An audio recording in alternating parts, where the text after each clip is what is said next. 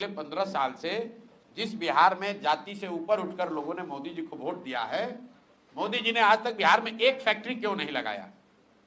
बिहार देश में कौन सा ऐसा उद्योगपति है जिसको मोदी जी अगर कह दें कि भाई तुमको छपरा में चीनी मिल लगाना है गोपालगंज में, और वो न लगाए? ऐसा किसका हिम्मत है?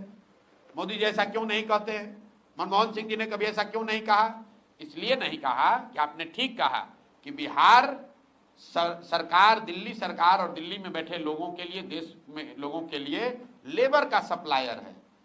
और अगर बिहार में फैक्ट्री लग जाएगी तो गुजरात में 10-12 हजार रुपया में 10 घंटा काम करने के लिए, पंजाब में खेत काटने के लिए 10 हजार रुपया में लेबर आएगा कहां से?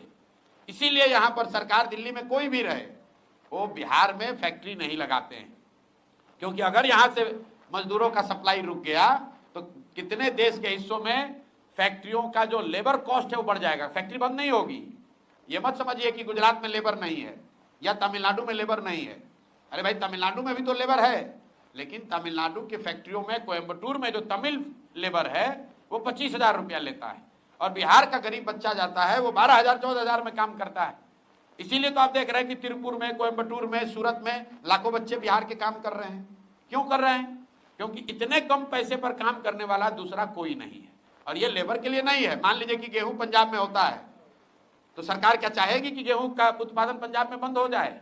नहीं चाहेगी, क्योंकि उससे देश में संकट हो जाएगा, गेहूं कम हो जाएगा। एक दौर था जब पूरे देश में गेहूं अगर चाहिए तो आपको पंजाब से गेहूं लेना है।